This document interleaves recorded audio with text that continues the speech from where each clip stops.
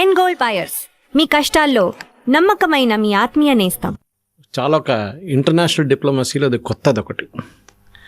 Usually presidential visit, state visit 6 నెలల ముందు, కొంచెం సంవత్సరం ముందే డిసైడ్ చేస్తారు. ఇప్పుడు ట్రంప్ వస్తున్నారన్నారు, ఒక సంవత్సరం తర్వాత ఉండొచ్చని వాళ్ళ అంబాసిడర్ చెప్తున్నారు. ఇది అట్లా కాదు. ఇది 7 గంటలు ట్రావెల్ అనమాట. 3.5 గంటలు అక్కడి నుంచి ఇక్కడికి, దుబాయ్ నుంచి ఢిల్లీకి, ఢిల్లీ నుంచి దుబాయ్కి. కానీ అక్కడ ఆన్ గ్రౌండ్ 3.5 గంటలు ఉన్నారు భారతదేశంలో. That included reception at the airport. వాళ్ళు డ్రైవ్ చేసి ప్రైమ్ మినిస్టర్ ఇంటికి వెళ్ళిన తర్వాత, యూజువలీ ప్రైమ్ మినిస్టర్ ఇంట్లో ఏ డిస్కషన్స్ జరగదు. మీరు చూసుంటారు, హైదరాబాద్ హౌస్లో జరుగుతుంది. అంటే మన అఫీషియల్ అక్కడ స్టేట్ విజిట్ అంతా హైదరాబాద్ హౌస్లో ఉంటుంది. కానీ ఎందుకో ఈసారి ప్రైమ్ మినిస్టర్ ఇంట్లోనే డిస్కషన్ పెట్టుకున్నారు. దాంట్లో కూడా ఫస్ట్ 1 hour వీళ్ళిద్దరే మాట్లాడుకున్నారు. అంటే ఇంకెవరు లేరు. అంటే ఆబ్వియస్లీ ట్రాన్స్లేటర్స్ ఉంటారు, but sheikh speaks very good English, so problem లేదు దాంట్లో. కానీ ఏం జరిగిందో మనకు తెలియదు. మనం అఫీషియల్ విజిట్ అనకుండా అఫీషియల్ మీట్ కోసం మాత్రమే వచ్చారు, అంతే అనుకోవచ్చా? ఎస్, అంతే. ఏదో జరిగింది. ఏం జరిగిందని మనకు తెలియదు. In fact I was trying to read through the ఏం చెప్తారు, డిప్లొమాటిక్ లాంగ్వేజ్ ఏంటి, డిప్లొమాటిక్ లాంగ్వేజ్లో ఏం చెప్తున్నారు అనేది చెప్పేది I was trying to understand. అర్థం కావట్లేదు. సరే, ఒప్పందం చేశారు. Defence cooperation, space cooperation, economic cooperation, Dholera special economic zone అన్నీ ఉన్నాయి. 16-17 లెటర్ ఆఫ్ ఇంటెంట్ సైన్ చేశారు. That to language is different, not memorandum of understanding, letter of intent, which is 1 step above memorandum of understanding and 1 step below actual agreement signing. So actual ఒప్పందం చేయలేదు ఇంకా. కానీ ఈ 16 పాయింట్లు discuss చేసి agree చేసినప్పుడు, దాంట్లో సంతకం పెట్టుకున్న డాక్యుమెంట్స్ ఉన్నప్పుడు, అంటే this has already been discuss before. ఇది ముందే 1 నెల ముందు నుంచే మొదలైంది. డిస్కషన్ కూడా జరిగింది. దాంతో వీళ్ళు అక్కడెక్కడ ఎక్స్చేంజ్ చేసుకుని ఉంటారు draft. Then they would agreed, okay, ఈ 16-18 పాయింట్ల మీద మేము సంతకం పెడతాం. ఒక్కొక్క సెక్రటరీ పెడతారు సంతకం వాళ్ళ వైపు నుంచి. ఇక్కడ తోడు క్రౌన్ ప్రిన్స్ కూడా వచ్చారు. Is a foreign minister also. అది కాకుండా డిపి పోర్ట్ ట్రస్ట్ వాళ్ళ మెయిన్ పోర్ట్ ట్రస్ట్ వాళ్ళ ఇన్వెస్ట్మెంట్ ఆర్మ్స్. 4వది వాళ్ళ chief of investment Abu Dhabi investment trust. కానీ మిగతా దాంట్లో if you look at the entire thing, వాళ్ళకి $1.7 trillion వాళ్ళ దగ్గర ఇన్వెస్ట్మెంట్ కెపాసిటీ ఉంది, డబ్బులు పెట్టడానికి. ఇంత పెద్ద డెలిగేషన్ తీసుకొచ్చి 3.5 గంటల సేపు ఉండి సంతకం చేసి వెళ్ళిపోయారంటే ఏదో జరిగింది. They didn't want to stay for a longer time. అది ఏదైనా థ్రెట్ పర్సెప్షనో ఏదుందో తెలియదు మనకి, ఎందుకు జరిగింది అనేది. కానీ కవిత గారు, మీరు అడిగిన ప్రశ్న కరెక్టే. ఇంత అర్జెన్సీ ఏముండే రావడానికి, వచ్చిన తర్వాత కూడా ఎంత జల్దీ ఎందుకు వెళ్ళిపోయారు అనే ఒక ప్రశ్న వస్తుంది అనమాట. కానీ జరిగిన దాంట్లో మనం ఫస్ట్ ఏం అర్థం చేసుకోవాలంటే, మొన్ననే యెమెన్లో జరిగిన ఇన్సిడెంట్ వేర్ యుఏఈ పంపించిన వెహికల్స్, డిఫెన్స్ వెహికల్స్ని సౌదీ అరేబియా బాంబ్ చేశారు. ఇవాళ దాకా బేసిక్లీ ఆ ఇన్సిడెంట్ జరిగేదాకా ఒక అరబ్ కంట్రీ, ఎస్పెషల్లీ మిడిల్ ఈస్ట్లో, ఈజిప్ట్ పక్కన పెట్టండి, సిరియా పక్కన పెట్టండి, ఈవెన్ జార్డన్ కూడా, విత్ ఇన్ మిడిల్ ఈస్ట్లో ఒక దేశం ఇంకొక దేశం, ఎస్పెషల్లీ జీసీసీ కంట్రీస్లో ఒక దేశం మీద బాంబింగ్ చేయడం చాలా తక్కువ. సౌదీ అరేబియా యెమెన్ మీద దీనికన్నా ముందు కూడా బాంబ్ చేశారు. అప్పుడు హూతీలు వాళ్ళ మీద మిసైల్స్ పెట్టినప్పుడు వాళ్ళు హూతీల మీద దాడి చేశారు. ఈసారి హూతీల మీద కాదు, ఈసారి ఇండైరెక్ట్గా యుఏఈ మీద కొట్టారు వాళ్ళు. And UAE immediately decide to withdraw from they. వాళ్ళు అనుకున్నారు, బహుశా అనుకుని ఉంటారు, ఎందుకు లేనిపోయిన గొడవ, వాళ్ళు సాగు చేస్తారు, వాళ్ళు కొట్టుకుంటారు, హూతీలు మళ్ళీ వస్తారు, ఇరాన్ ప్రాక్సీ ఉంటుంది, ఇదన్నీ జరుగుతుందని అక్కడి నుంచి బయటకు వచ్చేసారు వాళ్ళు. అదే టైంలో ఇంకొక చిన్న ఒక ఇన్సిడెంట్ అని కాదు, చిన్న ఒక చేంజ్ ఒకటి జరిగింది ఆఫ్రికాలో. సొమాలీల్యాండ్, మనం బహుశా దీని గురించి మాట్లాడాం.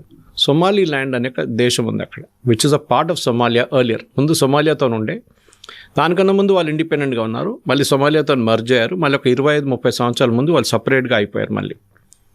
సొమాలీల్యాండ్ ఆ రోజు నుంచి ఈ రోజు దాకా they are democratic country with a very strong democracy, చాలా మంచి జ్యుడిషియరీ, లెజిస్లేచర్, చాలా బాగా ఇన్ఫ్రాస్ట్రక్చర్ వైజ్ చాలా బాగా డెవలప్ చేసుకున్నారు.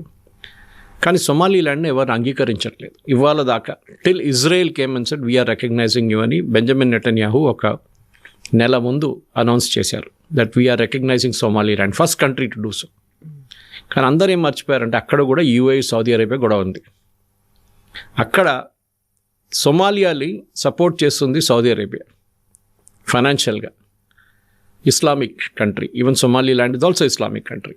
కానీ ఆలోచించండి, ఇజ్రాయెల్ వాళ్ళని ఫస్ట్ అంగీకరించారు యాజ్ అ డిప్లొమాటిక్ మూవ్. అక్కడ సౌదీ అరేబియా ఉన్నప్పుడు టర్కీ కూడా వచ్చి గేమ్ ఆడడం మొదలుపెట్టారు అక్కడ. ఎందుకంటే జిబూతి పక్కనే ఉంది, ఆఫ్రికాలో ఎంటర్ కావడానికి ఒక access route. Even countries like ఇథియోపియాకి అది చాలా పనికొస్తుంది, సోమాలీలాండ్. ఇప్పుడు అరబ్ నేషన్స్లో యూఏఈ అండ్ సౌదీ అరేబియా, మిగతా అందరూ క్వైట్గా ఉన్నారు. వాళ్ళకి ఎక్కువ ఏం చెప్తారు, పొలిటికల్ అంబిషన్స్ లేవు, జియో పొలిటికల్ అంబిషన్స్ లేవని చెప్పొచ్చు, కరెక్ట్ వర్డ్. ఎందుకంటే ఖతార్ చూస్తే, ఖతార్ టెర్రరిస్ట్ వాళ్ళని సపోర్ట్ చేస్తారు, terrorist ఆర్గనైజేషన్స్ని. Hamas, Muslim Brotherhood, Islamic జిహాద్, ఐసిస్, వీళ్ళందరి హెడ్ క్వార్టర్స్ ఖతార్లో ఉంది. అది యూఎస్కి తెలుసు. పక్కనే వాళ్ళ అన్నిటికంటే పెద్ద ఎయిర్ ఫోర్స్ బేస్ ఉంది. ఈ out side US is biggest air force base. అది మొన్న కూడా ఒక దాడి జరిగింది, ఇరాన్ వాళ్ళ మీద దాడి చేశారు, ఎక్కువ డ్యామేజ్ ఏం జరగలేదు. ఇప్పుడు కూడా ఉన్న ఈ పరిస్థితుల్లో, ఇరాన్ పరిస్థితి, కొంతమంది అక్కడి నుంచి విత్డ్రా చేసుకున్నారు, వాళ్ళ ఫ్యామిలీ వాళ్ళని విత్డ్రా చేసుకున్నారు. సో యూఏఈకి ఇప్పుడు ప్రాబ్లం ఏంటంటే, వాళ్ళకి ఒక స్టడీ నేబర్ ఎవరు లేరు సపోర్ట్ చేయడానికి. వెళ్ళి ఆలోచించండి, సౌదీ అరేబియా పట్టించుకోవట్లేదు, Bahrain is not interested, Oman is not interested, Qatar అసలు వాళ్ళ ప్రాబ్లం వాళ్ళు ఉన్నారు, ఎవరు వీళ్ళు పట్టించుకోవట్లేదు. బట్ మనం యూఏఈ అనగానే they are 7 emirates, separate emirates. Sharjah కానీ అబుదాబి కానీ ఇట్లా 7 ఎమిరేట్స్ ఉన్నారు. దాని క్యాపిటల్ అబుదాబి. వాళ్ళ ఇంటర్నల్ పాలిటిక్స్ సపరేట్ ఉంది. వాళ్ళు నామినేట్ చేసుకుంటారు, ఒక కౌన్సిల్ ఉంది, 7 కూర్చొని నామినేట్ చేస్తారు. ఒకరు ప్రెసిడెంట్గా, ఒకరు ఫారెన్ మినిస్టర్గా, ఒక డిఫెన్స్ మినిస్టర్గా నామినేట్ చేసుకుంటారు వాళ్ళు. సో ఫార్ సో గుడ్, వాళ్ళకి ప్రాబ్లం ఏం లేదు. Dubai is more of a trading out post, మనకు అందరు తెలిసిందే. నేను కూడా 3 నెలల ముందు చూశాను అక్కడ డెవలప్మెంట్. అప్పుడు వెళ్ళినప్పుడు బతుకమ్మ ఫెస్టివల్ నన్ను ఇన్వైట్ చేశారు అక్కడ, దుబాయ్ నుంచి తెలుగు కమ్యూనిటీ వాళ్ళు. చాలా మటుకు వాళ్ళ development is based on real estate ఉండే ముందు. ఇప్పుడు వాళ్ళు టెక్నాలజీ మీద, ఎడ్యుకేషన్ మీద చాలా ఇన్వెస్ట్మెంట్ వాళ్ళు తెచ్చుకుంటున్నారు. పెద్ద పెద్ద యూనివర్సిటీస్ కానివ్వండి, ఈవెన్ ఐఐటి ఆఫ్ క్యాంపస్ అక్కడ ఉంది ఒకటి. అట్లాంటి పెద్ద వరల్డ్ కెలాగ్ కానివ్వండి, కొలంబియా, అట్లాంటి యూనివర్సిటీస్ని వాళ్ళు తీసుకొచ్చి, ఈవెన్ షార్జాలో కూడా. ఇట్లాంటి మార్పుల్లో జరుగుతున్నప్పుడు యూఏఈని ఇప్పుడు ఎవరు కాపాడుకుంటారు? రేపు ఒక ప్రాబ్లం వస్తే ఎవరు హెల్ప్ చేస్తారు? అదొక క్వశ్చన్ ఉంది. రేపు ఫర్ ఎగ్జాంపుల్ షార్జా మీద దాడి చేశారు ఎవరో, లేకుంటే అబుదాబి మీద దాడి చేశారు, రెబెల్స్ ఉండొచ్చు, ఎవరైనా ఉండొచ్చు. ఎవరు వెళ్ళి హెల్ప్ చేస్తారు? వాళ్ళు ఎవరు ఆయుధాలు ఇస్తారు వాళ్ళకి? ఇదొక పెద్ద ప్రాబ్లం. సౌదీ అరేబియా యూఎస్ నుంచి అన్ని ఆయుధాలు తెచ్చుకుంటారు వాళ్ళు. F-35 100 ఆర్డర్ చేశారు, ఎందుకు అర్థం కావట్లేదు. ఎందుకంటే వాళ్ళకి 10 ఉంటే కూడా సరిపోతుంది. ఎవరి మీద బాంబింగ్ చేస్తారు? మ్యాక్సిమం యమన్ మీద చేస్తారు, ఇప్పుడు మనం చేసినట్లని. అది కాకుండా వాళ్ళకి ఎందుకు మిసైల్? వాళ్ళు ఎవరి మీద మిసైల్స్ ఫైర్ చేస్తారు? ఎవరు లేరు. కానీ యూఎస్ని హ్యాపీగా పెట్టుకోవాలి కదా, సో వాళ్ళ దగ్గర నుంచి కొనుక్కుంటారు. ఒక 20-30 సంవత్సరాలు అయిన తర్వాత దాన్ని డిస్కార్డ్ చేసేస్తారు, దివాళీ పటాకాల్లాగా ఎక్కడో కాల్ చేసి ఖతం చేసి ఫినిష్ చేసేస్తారు. ఈ పరిస్థితుల్లోనే యూఏఈ భారతదేశం దగ్గరకు వచ్చారు. ఎందుకంటే అఫినిటీగా మనకి అక్కడ ఉన్న population one of the highest population మన వాళ్ళే. 45 లక్షల మంది ఉన్నాం మనకు Indians, all the 7 Emirates put together. ఇప్పుడు యూఏఈ ప్రెసిడెంట్ రావడం, వాళ్ళ డెలిగేషన్ రావడంలో చాలా మట్టుకు defence cooperation seems to be the main thing. దానికి రీజన్స్ ఉన్నాయి కదా, నేను కొంచెం ఎక్స్ప్లెయిన్ చేస్తాను. ఎందుకంటే మనం అర్థం చేసుకోవాల్సింది, మన దగ్గర ఉన్న ఆయుధాలు మనం వాళ్ళకి అమ్మొచ్చు. So the first thing, letter of ఇంటెంట్లో strategic defence cooperation partnership, strategic defence partnership అని రాస్తాను. సో అటువైపు సౌదీ అరేబియా, పాకిస్తాన్ ఒప్పందం చేసుకున్నారు. మీరు చెప్పినట్లు ఒక గల్ఫ్ నేటో కౌన్సిల్, టర్కీ కూడా యాడ్ కాలేదు. టర్కీ ఇంకా వస్తున్నారు, అడిగారంట మేము కూడా కావాలంటే. కానీ Saudi Arabia is very very of Turkey. ఎందుకంటే Saudi Arabia is the custodian of Mecca and Medina, 2 the holiest sites ఇస్లాంలో. వాళ్ళు అనుకుంటారు మేమే ఇస్లాంని కాపాడుకోవాలి, మేమే ఇస్లామిక్ రాజులు, ఇంకెవరు కాదు. వెరస్ టర్కీ సేయింగ్ మేము ఒరిజినల్ క్యాలిఫేట్, మేమే ఇస్లామిక్ కంట్రీస్ని లీడ్ చేయాలి, మేము లీడర్స్. సో వాళ్ళ దగ్గర ఉన్న టెక్నాలజీ సౌదీ అరేబియా దగ్గర లేదు. At the same time Pakistan ఏమంటున్నారంటే, ఈ అగ్రిమెంట్ యాక్చువల్లీ కొత్త అగ్రిమెంట్ కాదు, చాలామంది దాంట్లో ఒక మిస్కన్సెప్షన్ ఉంది. ఇది ఒక పాత అగ్రిమెంట్ యాక్చువల్లీ, ఆల్మోస్ట్ 2017లోనే ఈ కైండ్ ఆఫ్ ఉంది. వాళ్ళు ఉంది కానీ ఇప్పుడు దాకా ఏం చేయలేదు. మొన్న పాకిస్తాన్ మీద మనం దాడి చేశాం కదా, అప్పుడు సౌదీ అరేబియా వచ్చారా? రాలేదు, ఎవరు రారు కూడా. ఏ రోజు కూడా Saudi Arabia will not come to protect Pakistan, అది చాలా క్లియర్. అది కావాలంటే యూఎస్ చూసుకుంటారు. మొన్న చేసినట్లనే వాళ్ళు సీజ్ ఫైర్ తీసుకొచ్చి ఖతం చేసేస్తారు, ఫినిష్ చేసేస్తారు, అక్కడే ఏది జరిగినా యుద్ధం అక్కడ.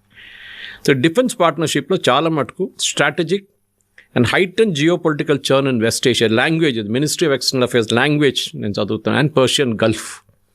ఈ రీజన్లో మొత్తం జరుగుతున్న ఒక పెద్ద ఒక ఏం చెప్తారు ఒక పొలిటికల్ టర్న్ తీసుకుంటుంది. ఇప్పుడు దాకా చాలా పీస్ఫుల్గా ఉన్న ఏరియాని సడన్గా సౌదీ అరేబియా యూఏఈ టెన్షన్లో మీరు మా వైపు ఉన్నారా మీరు వాళ్ళ వైపు ఉన్నారా అని చెప్పి ఒక డిఫరెన్స్ వచ్చేస్తుంది అనమాట. ఈ ఇంటెంట్లోనే మనకు చాలా మటుకు అర్థం చేసుకోవాల్సిందంటే ఒకటో రెండో మేజర్ చేంజెస్ నేను దాని గురించి చెప్తాను కవిత గారు. డిఫెన్స్లో ఒకటి మన వైపు నుంచి ఉన్న ప్రొడక్షన్ని మనం యూఏఈకి అమ్మబోతున్నాం. అది ఏదైనా ఉండొచ్చు, మిసైల్స్ ఉండొచ్చు, డ్రోన్స్ ఉండొచ్చు, ఏదైనా. స్ట్రాటజిక్ డిఫెన్స్ పార్ట్నర్షిప్లో మనం తయారు చేస్తున్న defence equipment we can cell to UAE. ఎవరు రెస్ట్రిక్షన్ లేదు మనకి. పాకిస్తాన్కి రెస్ట్రిక్షన్ ఉంది, ఎందుకంటే వాళ్ళు యూఎస్ ఎప్పుడు వాళ్ళని కంట్రోల్ చేస్తూనే ఉంటారు. వాళ్ళు ఎప్పుడు ఎవరికి అమ్ముతారు. అని ఇప్పుడు కూడా మొన్న కూడా ఏం చెప్పారు, we will extend our nuclear umbrella to Saudi Arabia అన్నారు అగ్రిమెంట్ ప్రకారం. వాళ్ళు చేయకూడదు, they have no right to do it. International లాలో అది అలౌడ్ కాదు. మీ న్యూక్లియర్ వెపన్ ఏదో సూపర్ మార్కెట్లో వెళ్ళి అమ్మడానికి పెట్టుకోలేదు మీరు. So you cannot do it. కానీ ఎవరు సీరియస్గా వాళ్ళని తీసుకోరు పాకిస్తాన్. వాళ్ళు చెప్పినప్పుడు ఎవరు పట్టించుకోరు వాళ్ళని. సో ఈ స్ట్రాటజిక్ డిఫెన్స్ పార్ట్నర్షిప్లో మనం ఒక అగ్రిమెంట్ సైన్ చేశాం అనమాట. దాంట్లో we will supply missiles, we will do joint exercises. ఇప్పుడు జాయింట్ ఒక డెజర్ట్ సైక్లోన్ అని చెప్పి ఒక జాయింట్ ఎక్సర్సైజ్ చేయబోతున్నాం యూఏఈతో. వాళ్ళ ఆర్మీ, వాళ్ళ ఎయిర్ ఫోర్స్, వాళ్ళ నేవీతోని మనం కూడా we'll participate in joint exercise. That is very very different. దీనికన్నా ముందు జరిగిన అన్నిటికంటే చాలా డిఫరెంట్ ఇది. మన యూజువల్ ఎక్సర్సైజ్ ఆస్ట్రేలియాతోనో, యూఎస్తోనో, యూకేతోనో చేస్తూనే ఉంటాం మనం. కానీ ఫస్ట్ టైం వీఆర్ డూయింగ్, దీనికి ముందు చేసాం కానీ it was a joint exercise. ఈసారి ఓన్లీ విత్ యూఏఈ వీఆర్ మనం చేయబోతున్నాం అనమాట. ఇంకోటి చాలా important, intelligence sharing and counter terrorism. మొన్న నిన్న జరిగిన ఒప్పందంలో చాలా క్లియర్గా చెప్పారు, we condemn all forms of terrorism. And FATF లిస్ట్లో మేము ఏ దేశం టెర్రరిజంని స్పాన్సర్ చేస్తున్నారో వాళ్ళ వ్యతిరేకంగా FATF లిస్ట్లో వాళ్ళని తీసుకొస్తాం. అంటే FATF అంటే మీకు it is a list which is financial action task force. అంటే మీరు ఒక టెర్రరిస్ట్ గ్రూప్ని ఫండ్ చేస్తున్నారంటే మీరు ఆ లిస్ట్లో వచ్చేస్తారు. పాకిస్తాన్ మొన్నదాకా ఉండే గ్రే లిస్ట్ అంటారు దాన్ని, గ్రేలో ఉన్నారు. దాని తర్వాత బ్లాక్లో అయితే టోటలీ బ్లాక్ లిస్ట్. కానీ స్ట్రేంజ్లీ ఖతార్ ఆ లిస్ట్లో లేరు, ఎందుకంటే వాళ్ళు యూఎస్ మీద ఇన్ఫ్లుయెన్స్ యూజ్ చేసుకుంటారు. మేము వీళ్ళని కంట్రోల్ చేయడానికి మా దగ్గర పెట్టుకుందాం, లేకుంటే వీళ్ళు వెళ్ళి ఎక్కడ బాంబు వేస్తారు మాకు తెలియదు, మా దగ్గర కూర్చుంటే చేయరు కదా అని చెప్పేసి. ఇది ఖతార్ లాజిక్ అన్నమాట. సో FATF కింద కూడా తీసుకొస్తాం చాలా క్లియర్గా. This is aimed at Pakistan. మొన్న కూడా సేమ్ యూఏఈ ప్రెసిడెంట్ అక్కడ వెళ్ళినప్పుడు వెన్ హీ వాజ్ దేర్, ఆ టైంలో ఈ సౌదీ అరేబియాతో గొడవ జరిగింది కవిత గారు. ఇమ్మీడియట్ ఆయన అక్కడ ఉన్నప్పుడు Pakistan gave a statement saying we are supporting Saudi Arabia. ఆలోచించండి, మీ హెడ్ ఆఫ్ స్టేట్ అక్కడ ఉన్నారు, UAE president is the Sheikh Mohammed bin Zayed. అక్కడ ఉన్న టైంలో పాకిస్తాన్ ఒక స్టేట్మెంట్ ఇస్తున్నారు that we support Saudi Arabia. Yemen బాంబింగ్లో సౌదీ అరేబియాని మేము సపోర్ట్ చేస్తున్నాం. UAE president sitting right in Pakistan. That is the big diplomatic disaster. దాని తర్వాత బహుశా ఈ డిసిషన్ తీసుకున్నారు that he will come to India. Announce చేయలేదు, ఎందుకంటే ముందు అనౌన్స్ చేశారనుకోండి what would happened is US pressure పెడుతుండే ఆయన మీద, మీరు వెళ్ళకూడదు ఇండియాకి, మళ్ళీ అది ప్రాబ్లం అవుతుంది పాకిస్తాన్తో, అది అవుతుంది ఇది అవుతుంది, సౌదీ అరేబియాతో ఇష్యూ అవుతుంది, ప్లీజ్ డోంట్ గో అని చెప్పి ఆయన మీద ఫుల్ ప్రెషర్ పెడతారు. దానికోసం ఈ విజిట్ని టోటలీ సీక్రెట్గా పెట్టుకున్నారు. జస్ట్ 2 రోజుల ముందు అనౌన్స్ చేశారు, వచ్చారు, మీరు చెప్పినట్లు 3.5 గంటలు ఉన్నారు, దాని తర్వాత వెళ్ళిపోయారు. ఈ was not coming from a third country, ఏదో వస్తున్న రూట్లో దిగేసి కొంచెం బ్రేక్ తీసుకొని స్టాప్ ఓవర్ లాగా కాదు, ఓన్లీ దీనికోసం వచ్చి అక్కడికే మళ్ళీ రిటర్న్ వెళ్ళిపోయారు. ఇది చాలా ఇంపార్టెంట్, ఎందుకంటే యూజువలీ డిప్లొమాటిక్ విజిట్స్లో యూఎస్ ప్రెసిడెంట్ కానీ ఎవరైనా కానీ వాళ్ళు 3-4 కంట్రీలు విజిట్ చేస్తారు. కానీ ఇక్కడ sheikh was very clear that ఆయన ఒకటే కంట్రీకి వస్తున్నారు, is not going to Pakistan after that. దీనికన్నా ముందు వెన్ MBS ఇండియాకి వస్తున్నప్పుడు పాకిస్తాన్ ఆయన రిక్వెస్ట్ చేశారు, మీరు వెళ్తున్నో లేకుంటే రిటర్న్ వస్తున్నో మా దగ్గర దిగండి ఇస్లామాబాద్లో. ఈ సెడ్ నో. ఆయన వెళ్ళారు, తర్వాత ఒక 15 రోజుల తర్వాత పాకిస్తాన్కి వచ్చారు. సో యూఏఈలో కూడా ఇప్పుడు చూడండి మీరు, పాకిస్తానీ సిటిజన్స్కి వీసాస్ ఇవ్వట్లేదు. బంగ్లాదేశ్, పాకిస్తాన్ చాలా నేషన్స్కి వీసా ఇవ్వట్లేదు. In fact today they made more changes వాళ్ళ వీసా రూల్స్లో. అక్కడున్న ఇమిగ్రేషన్ రూల్స్లో చాలా మటుకు మార్పులు తీసుకొచ్చారు టెక్నాలజీ వైస్. ఇవాళ మనం కూడా నేను వెళ్ళినప్పుడు కూడా మనం యూజువలీ మన ఇమిగ్రేషన్ వాళ్ళు స్టాంప్ కొడతారు. Saudi Arabia is remove that, UAE is remove that. వాళ్ళు మన ఫేస్ స్కాన్ చేసుకుంటారు and once you are scanned on that, మీరు ఎప్పుడు వచ్చి ఎప్పుడు వెళ్తున్నా మిమ్మల్ని అక్కడ that camera will register you. Return వచ్చినా కూడా స్టాంప్ కొట్టలేదు, this no stamp on that. మనం ఇంకా ఆ స్టేట్కి రాలేదమ్మా మనం. సో ఆ చేంజెస్ వాళ్ళు తీసుకొస్తున్నారు. They are seeing terrorism as a threat. దానికోసమే వాళ్ళు పాకిస్తాన్, బంగ్లాదేశ్ ఇట్లాంటి దేశాల నుంచి వచ్చిన వాళ్ళకి వీసా ఇప్పుడు ఇవ్వట్లేదు. ఉన్న వాళ్ళు ఉన్నారు కానీ కొత్త వాళ్ళకి ఇవ్వట్లేదు అక్కడ. సో ఈ డిఫెన్స్ ఈ ఎల్ఓఐ సైన్ చేసిన letter of intent is very very important. బహుశా మన దగ్గర ఉన్న మిసైల్ కేపబిలిటీస్ మనం వాళ్ళకి అమ్మొచ్చు, including BrahMos. We can sell it to UAE. ఇది కాకుండా నెక్స్ట్ ఒకటి స్ట్రాటజిక్ డిఫెన్స్ పార్ట్నర్షిప్లో industrial collaboration, defence industrial collaboration. మన దగ్గర ఉన్న డిఆర్డిఓ, బీడిఎల్, హెచ్ఏఎల్, మన దగ్గర ఉన్న ఆర్డినెన్స్ ఫ్యాక్టరీస్, ఇక్కడ ప్రొడ్యూస్ చేస్తున్న ఎక్విప్మెంట్ని వాళ్ళు పెట్టుబడి పెడతారో చూడాల్సింది. పెట్టుబడి పెడితే then we can actually make more equipment. దాన్ని మనం అమ్మచ్చు యూఏఈకి, వాళ్ళకి అమ్మచ్చు అనమాట. ఇది చాలా ఇంపార్టెంట్. ఎందుకంటే సౌదీ అరేబియా, పాకిస్తాన్ డీల్లో కూడా ఈ మాట అన్నారు వాళ్ళు. దాన్ని మేము జాయింట్గా ప్రొడ్యూస్ చేస్తామని చెప్పి పాకిస్తాన్ స్టేట్మెంట్ ఇచ్చేసి సౌదీ అరేబియా చేయలేదు. Pakistan made the statement. ఎందుకంటే టర్కీ, మీరు అటు చెప్పారు చూడు, ఇక్కడ టర్కీ రోల్ వస్తుంది. టర్కీ డ్రోన్ టెక్నాలజీలో దే ఆర్ ఎక్స్పర్ట్స్, షిప్ బిల్డింగ్లో దే ఆర్ ఎక్స్పర్ట్స్. చాలా సంవత్సరాల నుంచి వాళ్ళు అది చేసుకొని వస్తున్నారు వాళ్ళు. పాకిస్తాన్కి ఇది రెండు లేవు, పాకిస్తాన్కి అమ్ముతారు. ఇప్పుడు చూడండి, పాకిస్తాన్ ఏమంటారు, మేము J-17 అమ్ముతున్నాం, J-15 అమ్ముతున్నాం. మీరు తయారు చేయకపోతే మీరు ఎట్లా అమ్ముతున్నారు? వాళ్ళు ఏం చేస్తున్నారు, చైనా దగ్గర తీసుకొచ్చి they are selling it to third country, Philippines కానీ వాళ్ళకి ఇండోనేషియా లాంటి కంట్రీస్కి ప్రపోజ్ చేస్తున్నారు. ఎందుకంటే డైరెక్ట్ సేల్స్ అలౌడ్ కాదు చైనా నుంచి, సో ఇండైరెక్ట్గా తీసుకొస్తున్నారు అనమాట. ఇది ఉన్నప్పుడు నెక్స్ట్ వన్ ఇంకోటి, ఈ ధులేరా అని చెప్పి గుజరాత్లో they are setting up particular strategic alliance అన్నమాట, ఇన్ఫ్రాస్ట్రక్చర్ ప్రాజెక్ట్స్ కోసం. అక్కడ అన్ని మీరు emirates is the biggest, one of the biggest airlines in the world ఇప్పుడు. కానీ మెయింటెనెన్స్ ఫెసిలిటీ వాళ్ళ దగ్గర దుబాయ్లో ఉంది ఆల్రెడీ. దే కూడా హ్యూజ్ MRO ఫెసిలిటీ. కొత్తది ఏం ప్లాన్ చేస్తున్నారంటే now they want to set it up in India also. ఇక్కడ ఒక పైలట్ ట్రైనింగ్ ఫెసిలిటీ కానీ, ఇక్కడ ఒక MRO facility, that is maintenance, repair and overhaul of aircraft, అది భారతదేశంలో కూడా చేయొచ్చు అని చెప్పి ప్రపోజ్ చేస్తున్నారు.